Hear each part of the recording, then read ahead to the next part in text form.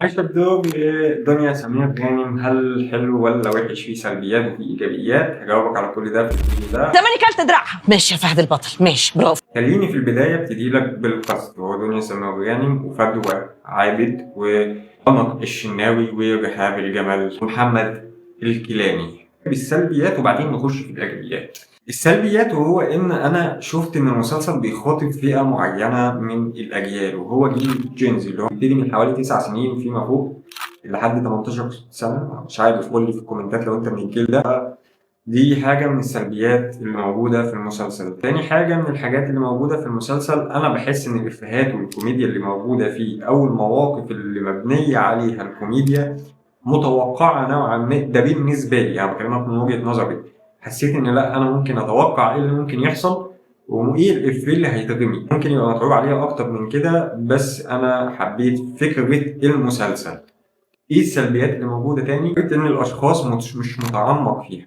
يعني إيه مش متعمق فيها؟ يعني مش مكتوبة بطريقة أعمق من كده. كان ممكن تبقى أحسن وألطف من كده بكتير. الكاركترات اللي بتقدمها دنيا سمير غانم من فترة طويلة قوي، وهي كاركترات حلوة وفيها فكرة ظريفة، لأن المسلسل بيتكلم عن أم عندها طفلين بتحتاج إن هي تروح مكان بنت أختها الجامعة وبتعيش نفس اللحظة اللي كانت هتعيشها بنت أختها بدلا منها. فدي حاجة من الحاجات اللي بتخليك برضه تعيش مع الشخصيتين، الشخصية اللي موجودة في الجامعة وشخصية الأم.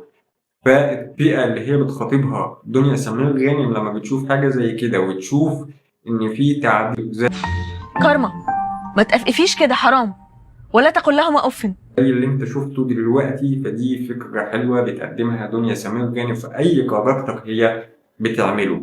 ولأن أنا بحب دنيا سمير غانم جدا جدا جدا جدا، وبشوفها من المواهب الجامدة قوي، وخصوصا إن هي من أبناء العاملين اللي أنا هعمل عنه في فيديو إن شاء الله، أبناء العاملين في الوسط الفني.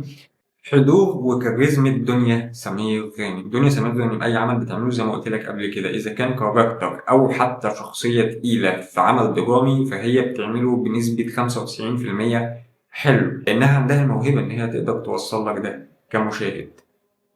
وهي أصلا من أسرة فنية، فعندها الخلفية الكافية اللي تقدر تختار بيها أعمالها. تاني حاجة إيجابية، أنا شفت إن أحمد الجندي ما شاء الله تعب أوي أوي في فكرة الإخراج، لأن كل حلقة أنت بتشوف ألوان وموسيقى وأغاني حلوة ومتسقة مع حلقة بأحداثها. فدي فكرة مخرج وكرو تعب أوي عشان يطلع لك حاجة زي كده. طب المسلسل كان محتاج إيه عشان خاطر إنه يستهدف فئة أكبر من الفئة اللي هو بيخاطبها حاليا؟ كان محتاج إن يبقى فيه مخاطرة في الكتابة أو الكوميديا اللي كانت موجودة فيها أكتر من كده. يتعمق مع الشخصيات. يعني إيه يتعمق مع الشخصيات؟ يعني أنت كل شخصية بتشوفها في المسلسل محتاج إنك تتعاطف معاها، محتاج إنك تعيش معاها قصتها واحدة بواحدة، إذا كانت ست أو راجل.